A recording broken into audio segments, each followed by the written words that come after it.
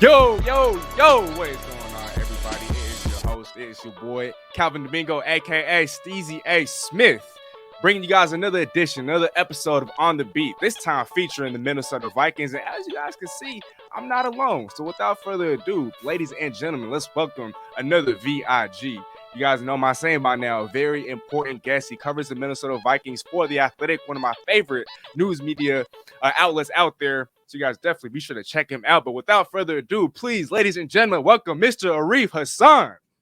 How are you doing, sir? I'm good. How are you? A lot of energy. Wonderful.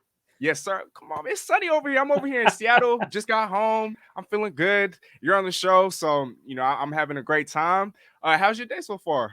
It's been good. I'm It's been good. about to cook some vegetable fritters for dinner. We'll see how that goes. New recipe, but I'm Okay. pretty excited. Yeah, Oh, are you a chef on the side? I try to cook. Yeah.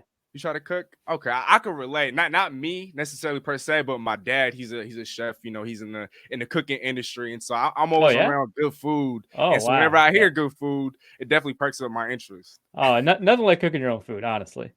Right. I'd rather do that than go out. Right. Right. Yeah. Every single time. But Mr. Hassan, before we talk about the Vikings, we want to get to know you just a little bit, if that's okay with you. Yeah. Sure. And so I wanted to start off by asking, prior to working for the Athletic, you were working for Zone Coverage. Yeah. And forgive me if I'm pronouncing his name wrong, but the founder, Tom Schreier.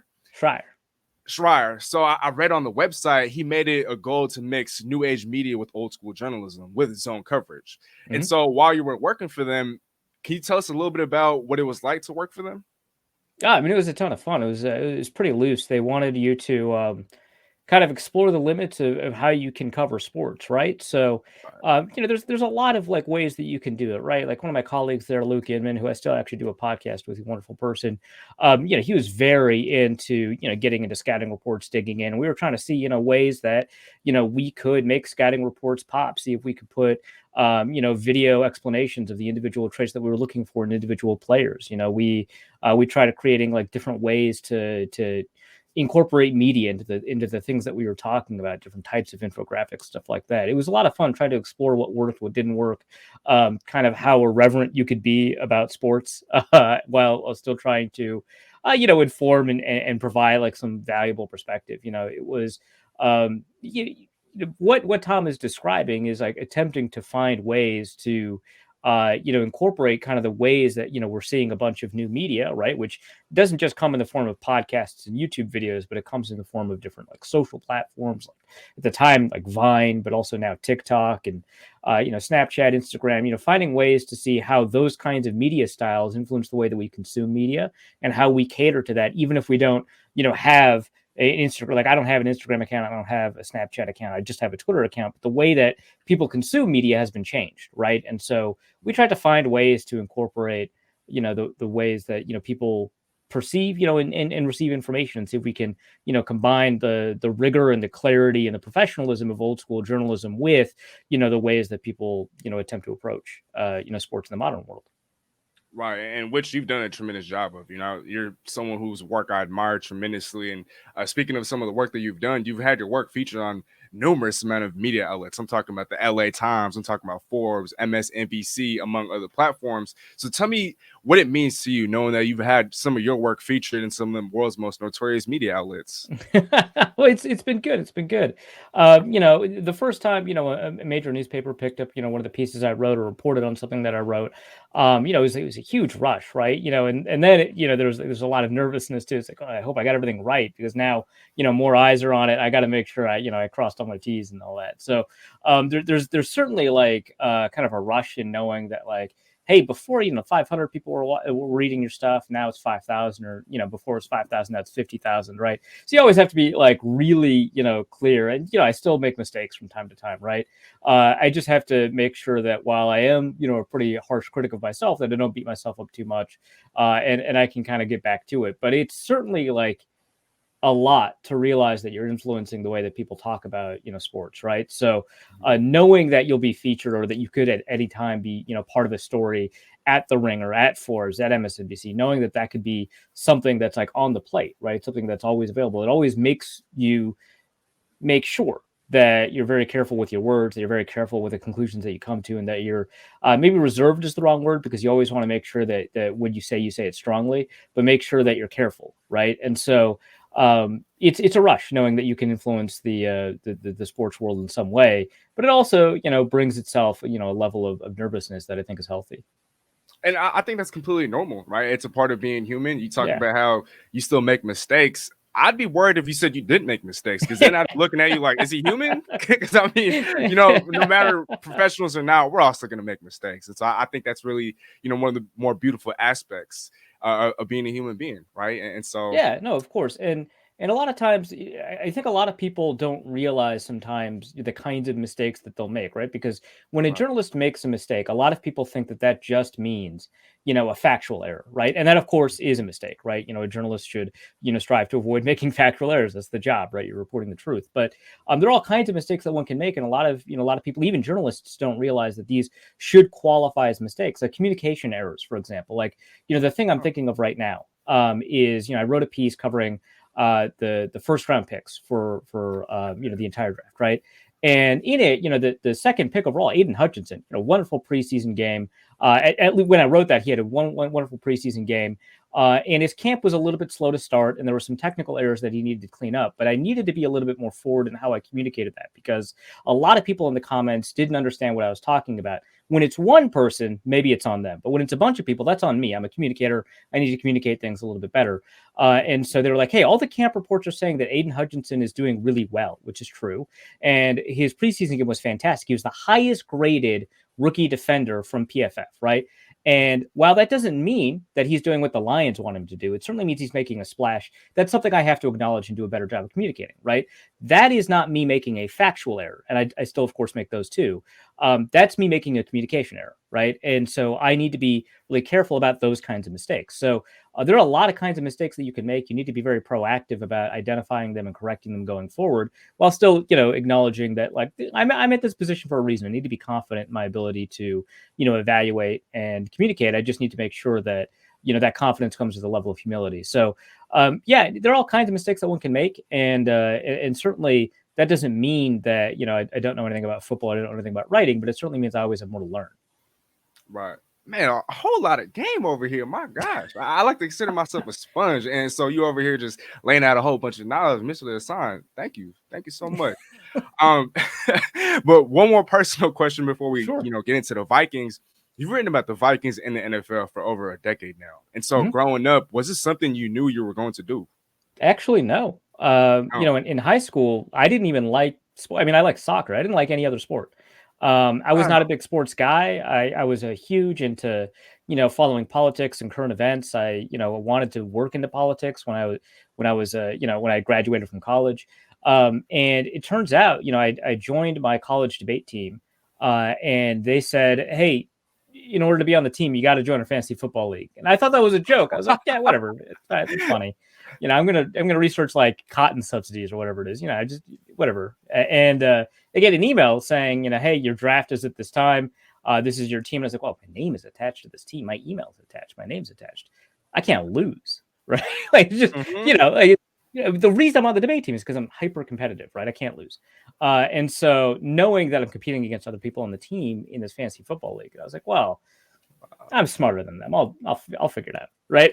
And so Uh-huh. I learned as much as I could about football. Fell in love with the sport at the same time. Second year in the league, I won it. I'm gonna say that's because I knew more about football than them, but honestly, it's because I was lucky enough to pick up Michael Vick. Oh, when he was with the Eagles. Yeah, 2010 Okay, season. we're talking about Yeah, 2010. Yeah. yeah. Okay. Uh, I dunked on my debate partner against Washington. That was perfect timing for me to have that matchup. But yeah, yeah. So I mean, doing that, made me fall in love with the sport. And I think it's how a lot of people get introduced to kind of the deeper nuances of football. Like a lot of people will watch it in the background, know that they like the team that they like, know that they like the sport. But sometimes people will get introduced into fantasy football and realize that there's like a whole depth of knowledge to learn. And that's how I got introduced to the sport. That's how I learned about, success rate and expected points added and all these advanced analytics and stuff. And from there, I kind of figured out, hey, I don't really like a lot of the sports writing that's out there. And so I started blogging a little bit. It gained a little bit of traction. I didn't really even think of it as a job, right? I was just getting my thoughts out. By that time, I'd already dropped out of college and started working in politics, and that sucked. I hated it. and so Wow. yeah, it's at some point, Chris Gates of the Daily Norseman was like, "Hey, uh, you're writing some really good stuff here. If you wanted to write for our front page, you can go do it. And this is good enough that maybe you could pursue a career in this." And at the time, I was like floundering, right? I'm lobbying this politician that's not listening to me. I'm talking in the street with people that don't want to talk to me. I'm trying to raise money. It's not working. So I kind of just dove in. I had a lot of safety nets, so I was really privileged in that way. I was really lucky in that way, and I hit some lucky breaks along the way to get here. But yeah, I mean, it totally fell backwards into this. That's I'm speechless. That's just crazy. I mean, for me, Wow. I started developing more of an interest in the football once I got into fantasy football myself. I think I started about 10 years ago. I was in middle school. I think I was in 7th grade. I started playing fantasy, and then from there, the deeper that I got in, I was like, yo, I need to start watching more football. And I started watching more Right. football, and then eventually in high school, I wanted to play. And so, it's kind of crazy how you and we relate in that regard. But Mr. Hasan, before we move on to the Vikings, I did notice on your Twitter, you also have a podcast. It's a political podcast, right? So real quick, if you wanted to plug yourself, let the folks out there know what that podcast is all about. Sure. So currently the podcast is a little bit on hiatus. We haven't recorded a new Oh, episode in a little bit, but um and I'm fighting with Apple. The RSS feed thing is getting crazy. But we do have extensive show notes over at the website, and we'll still record an episode every now and then. It's me and my friend Ben Natan. We actually met over football Twitter back in 2013. We were talking about the NFL draft. He's an Eagles fan. We talked about how bad the 2013 NFL draft was. Actually, I mean, he thought it was oh yeah. good. It was in 2013, right? So he's looking Okay. at, right, and he's looking at these players. He's like, I think Zach Ertz is really going to turn out to be good, which he turned out to be right about Zach Ertz, but Yeah. I ended up being right about the whole draft. Anyway, but that whole conversation kind of funny. We started talking about different things that we connected to politically. His political viewpoint started changing because of the Ferguson stuff back in 2016. And all the Black Lives Matter stuff that kind of evolved from there. And our political journeys, I'd always been kind of on the left side of politics, and he had been kind of center right, and he'd moved leftward. And so our political journeys weren't matched, but we certainly were moving along the same trajectory at that point to move a little bit leftward, which is why it's called the Wide Left Podcast.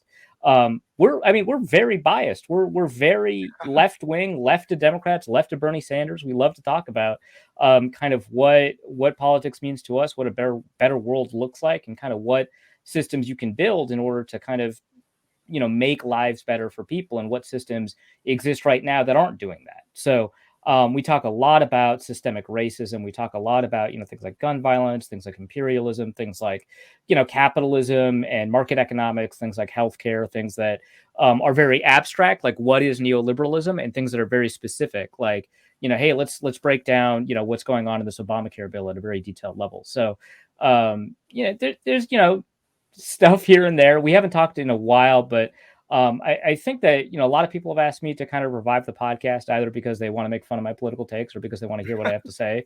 Either is good for me, right? Maybe both. And it's something we're considering. But there's a lot on both of our plates right now. Ben's looking for a couple of acting gigs in New York. I wish him the best for that. Yeah, I mean, he's a really talented actor. I mean, he has his own TikTok where he's doing all these different characters. Like, my favorite is, a guy from Philadelphia tries to do Shakespeare's. It's an incredible bit. But he's got a couple of gigs lined up. He's doing a bunch of work out in New York. I think once our schedules die down a little bit, it's something we'll try to approach again. But certainly, I've written basically essays over at that website. I've privated it for now, but I know that that's something that I'll be able to bring back up and talk about a little bit more frankly in the future. Right. Hey, well, if you guys are listening, to all the people out there, if you're political minded, send them a DM and try to convince them to revive the podcast if that helps. Well, whatever, whatever the case may be. But Mr. Hasan, thank you so much for sharing that with us. What have been your biggest takeaways from the preseason, from training camp? Who has stood out, and which players should fans be on the lookout for?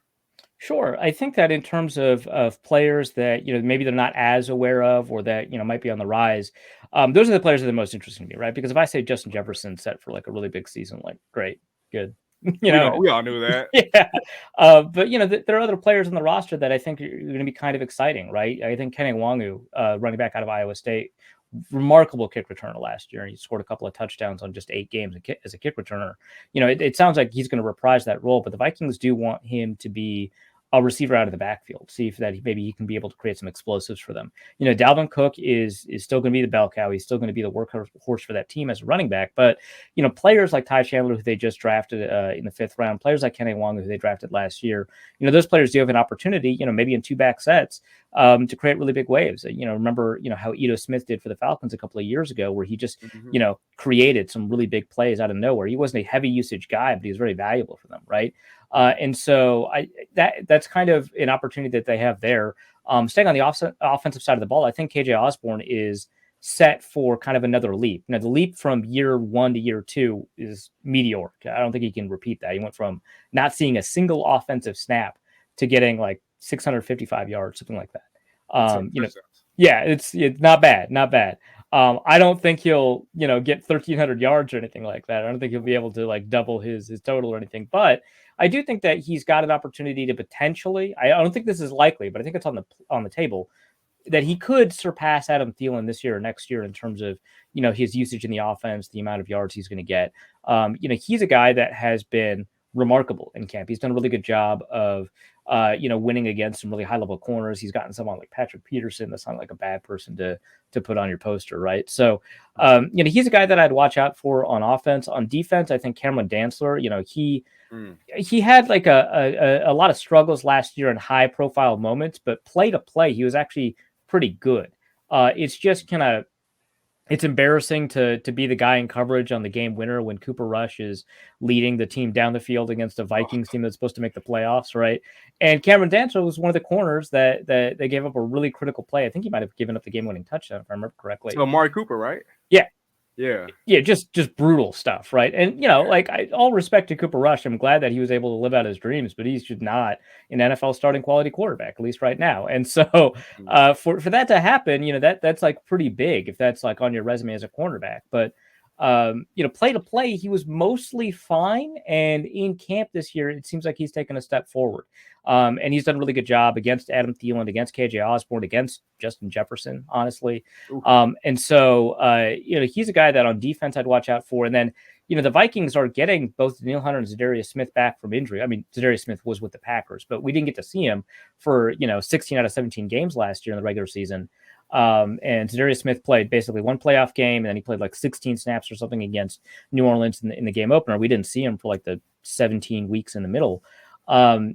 He looked remarkable in practices against the 49ers, and him and Danielle Hunter together, I think, have an opportunity to really make some waves. I mean, the Vikings were really good at generating sacks last year without having really good, pass rushers up front. It was just a lot of really good Mike Zimmer blitz design and stuff like that. Well, without Mike Zimmer, but with, some higher quality pass rushers that might be able to replicate that feat, that defense has a lot of opportunity to improve upon itself over last year. No doubt. And Mr. Hasan, I want to circle back to KJ Osborne, just because I have him as one of my deep sleepers in fantasy, particularly in Dynasty. But here's a stat that I saw. So under former Rams offensive coordinator, obviously now the head coach for the Minnesota Vikings, the Rams ran 11 personnel at a league high 86% of their plays last season, while the Vikings ran 11 personnel at the 5th lowest rate in the league. What percentage should we expect this year's Vikings team to run more 3 receiver sets? And I mean, you kind of already alluded to this, but should this mean a career year for KJ Osborne?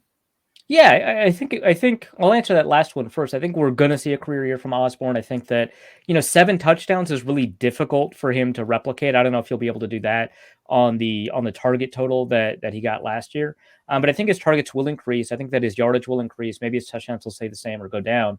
But I think that for the most part, he's going to be a really valuable receiver to have. Now, in terms of 11 personnel, first of all, I think that this is a really great, news for the Vikings. I think, Kirk Cousins is, well, most quarterbacks, but Kirk Cousins in particular do better in 11 personnel than they do in almost any other personnel grouping. The Vikings in 2019 and 2020 were dead last, I think, in 11 personnel usage.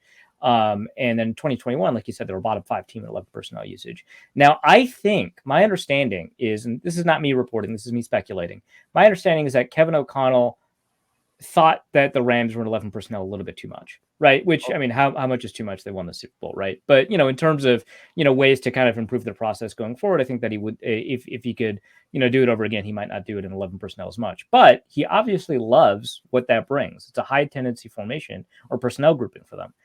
Even when, Robert Woods went down and they had to trade for Odell Beckham, they didn't really know, what they had in like Van Jefferson, right? Like it's something that they still did despite the receiver grouping they had. And they did it the year before when they had two really good tight ends, Gerald Everett and Hunter Henry, right?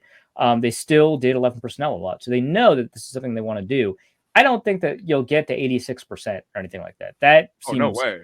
That seems way out of the likelihood for the Vikings and the personnel that they have. Yeah, they've got three good receivers, but they also want to feature CJ Ham, their fullback. They like what Kyle Juszczyk does for the 49ers. They know that the 49ers offense has basically 99% of the DNA is the McVay offense. It's called a little bit differently. The personnel is a little bit different, but the principles are very similar, and they come from the same offense. And, they all were hanging out in Washington together, right?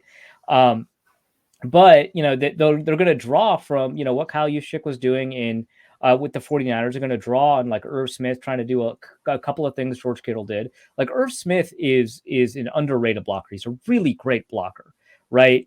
We know him as a guy that out of Alabama had a lot of speed that we expect to see deep downfield, and I think the Vikings will do that. But the way that he'll be able to replicate at least some of what George Kittle does, which is what separates him from like Travis Kelce and Mark Andrews, is that you can have him on the field no matter what, and you can have them blocking and doing stuff like that. So they're going to want to funnel targets to Irv Smith. They're going to want to funnel targets to CJ Ham. And they're also going to want those backs, like I said, Kenny Wangu and Ty Chandler, maybe to be on the field a little bit more often. Maybe that means they're on the field at the same time as Dalvin Cook. And that means you're not going to get, three receivers on the field. But I still think you're going to get a heavy usage of three receivers. Probably outside of the top five, but I think that you'll still find a really significant amount of the personnel groupings that they'll put on the field, having three receivers of some sort, whether that's two backs, three receivers, or one back, one tight end, and three receivers. I think that that's going to be a really heavy portion of the offense. Right. And well said. Mr.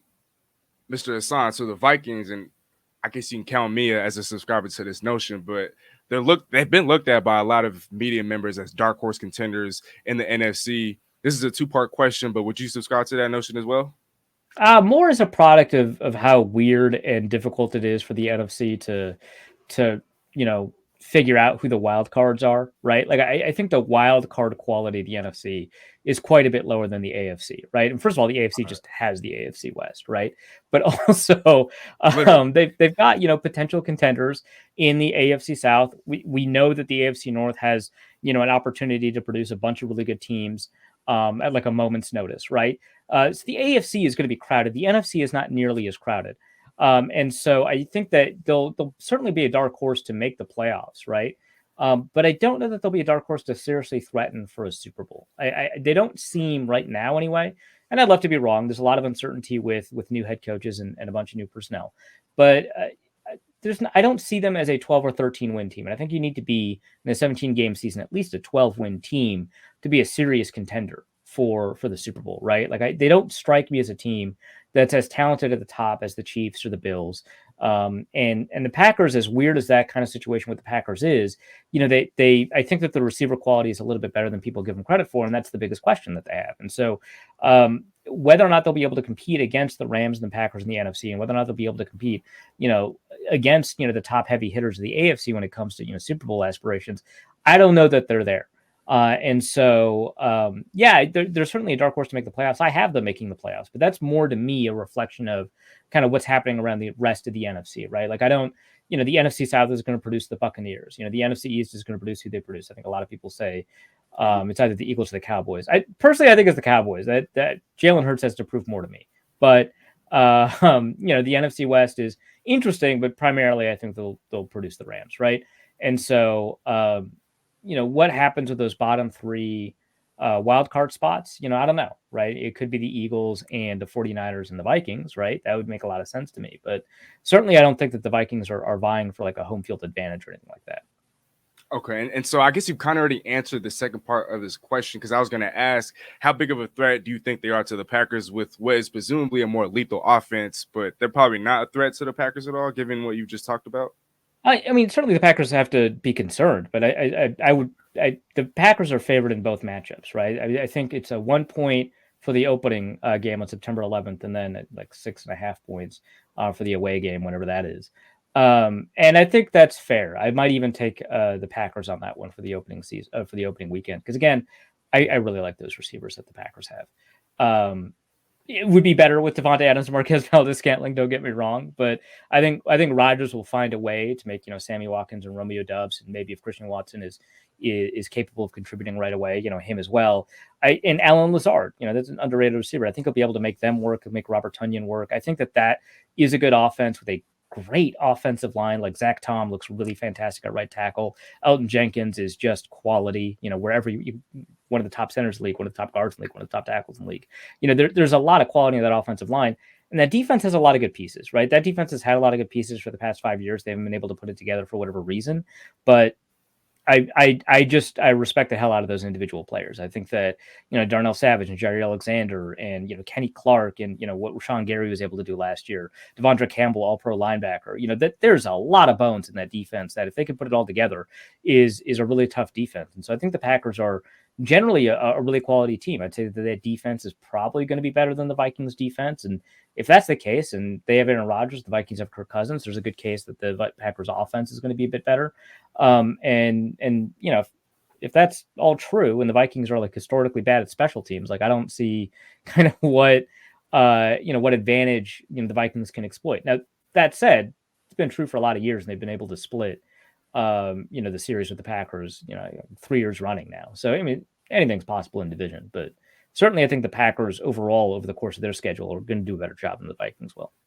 Right. And as we all know, divisional games breed upsets, and I think just going back to what you were saying about the Packers, I think their issues offensively are a little overblown. I mean, you talk about AJ Dillon, Aaron Jones. I think they could be the next Kareem Hunt, Nick Chubb. I think they legitimately had 2 RB1s. And so although they've lost a lot of quality and losing to Devontae Adams, you have a lot more quantity that could turn into quality for the Green Bay Packers. You talk about how elite the offensive line is. David Bakhtiari was just recently activated off the PUP list. And when healthy, he's arguably the best left tackle in the league. Maybe Trent Williams has something to say about that. But those 2 guys are literally the top 2 left tackles in football. And so I'm right there with you. I do think the Vikings can make the playoffs, but as threats to the Packers, I don't see that. I don't see that. But Mr. Hasan, I want to talk about Justin Jefferson. And now that he's in the same offense as the one where Cooper Kupp put up the wide receiver triple crown, right? 145 catches, 1,947 yards, 16 touchdowns. Is it in the realm of possibility at all that Justin Jefferson becomes the first wide receiver in NFL history to eclipse 2,000 receiving yards in a single season? It's possible. If you gave me the over-under, well, actually, I was looking at the fantasy projection because I just published a piece on whether or not all of these players are going to be able to hit their fantasy projections. And primarily I think the issue with the fantasy projections is that they're undercounting the amount of attempts that Kirk Cousins will have, and from there kind of the rest flows. So there's a lot of attempts available, a lot of yards available. He might, again, it's a 17 game season, so it's more impressive. It sounds more impressive than it is, but he might throw for 4,800 yards. Well, if he's throwing for 4,800 yards, a lot of yards to go around, right? If that's the case, right, then certainly you've got Justin Jefferson. The over-under is around 1,500 yards. I'm taking the over. But for me, he's a 1,600-yard receiver right now, which in the context of a 2,000-yard discussion sounds disappointing, but certainly would be phenomenal. It's probably the second best in a particular year, even the best in a particular year, right? So as a 1,600-yard receiver, that's great. If you've got, Justin Jefferson and you're running an offense through him, if you're targeting 200 times, which is certainly possible. So as to whether or not, 2,000 yards, the first receiver in NFL history, whether it's 2,000 yards is on the table. Of course it is, right? He's got all-world talent. They're probably going to throw the ball a little bit more. I have Kirk Cousins throwing the ball 600 times at least, maybe more. And if he's throwing 600 times at 8.2 yards per attempt, that's basically 5,000 yards right there. And so if he's got a 5,000 yard quarterback, right, which it's 17 game season, so it sounds more impressive than it is, but you've got a 5,000 yard quarterback, right? You've got an opportunity for a 2,000 yard receiver. Now the problem is, if you give me the over under on Justin Jefferson, and I looked it up right for the fantasy piece, I saw I just published a piece on whether or not Vikings players will be able to hit their fantasy projections. The average projection for Justin Jefferson is about 1,500 yards. So I took the over for that. I think that that's, not an easy over, but I see him as a 1,600-yard receiver.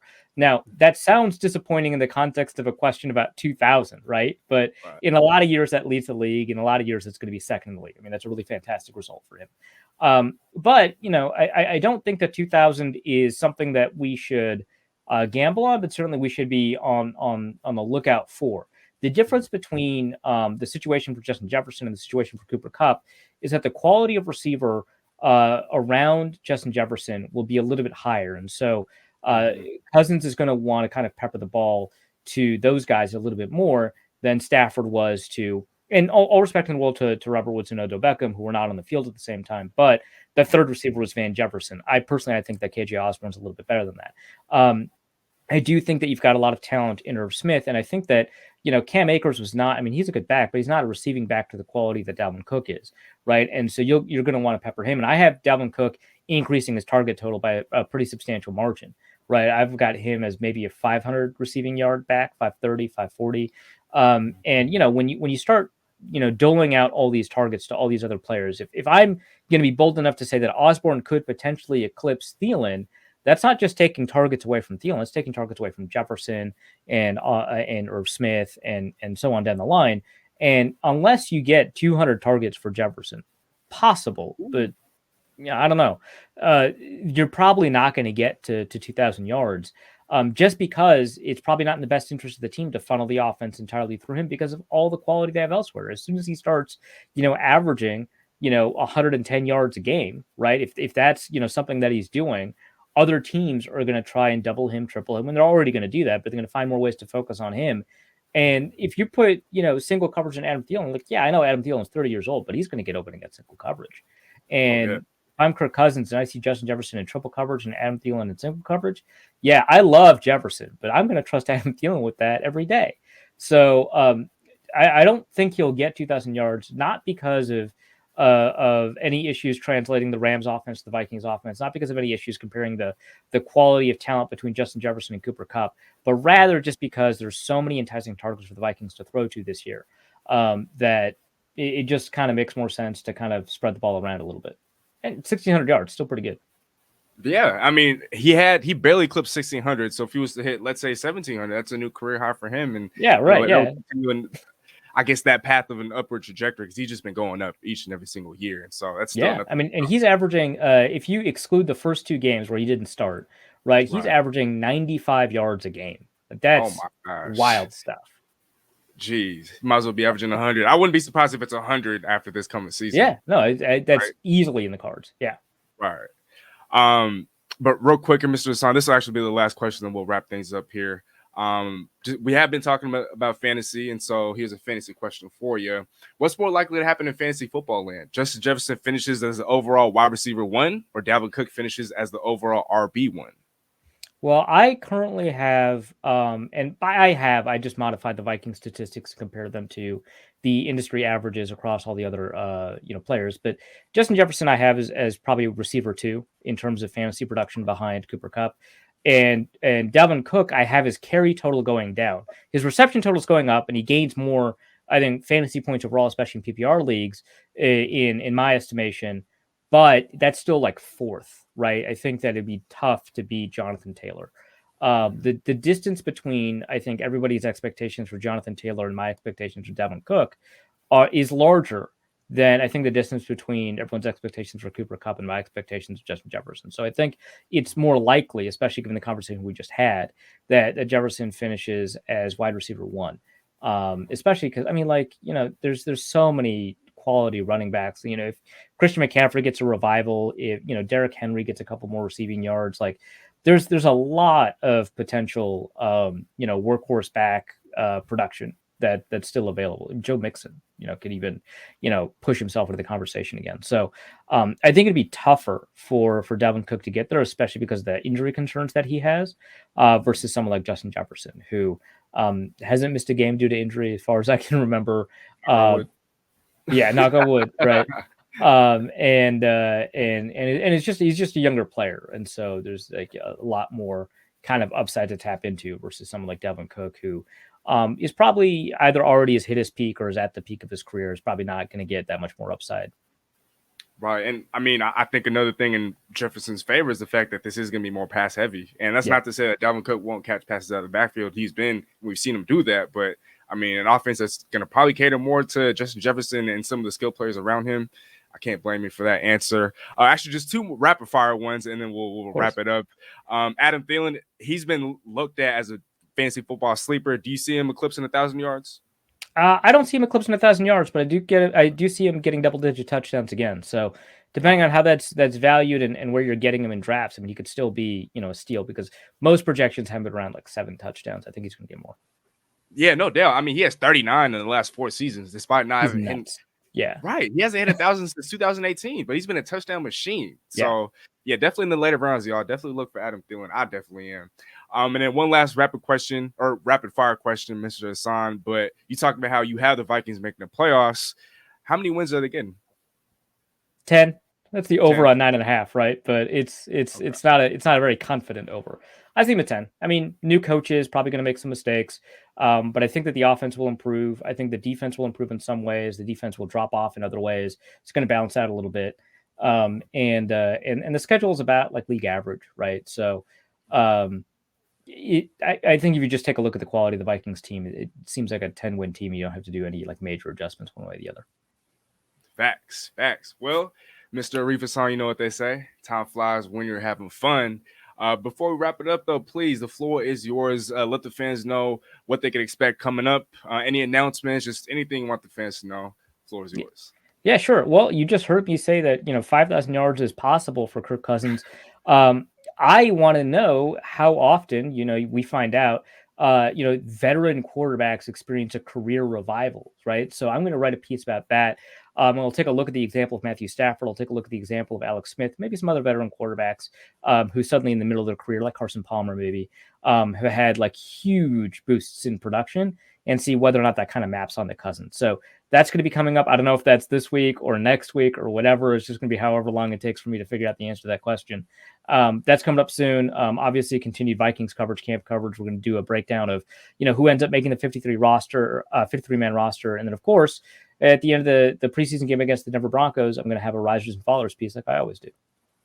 All right. Well, for Mr. Arif Hasan of The Athletic, he covers the Minnesota Vikings. This has been your boy, your host, Calvin Domingo, a.k.a. Steezy A. Smith, on another edition of On the Beat featuring the Minnesota Vikings, brought to you by the 32-Bit Network. Hope you guys have a great night. Stay blessed.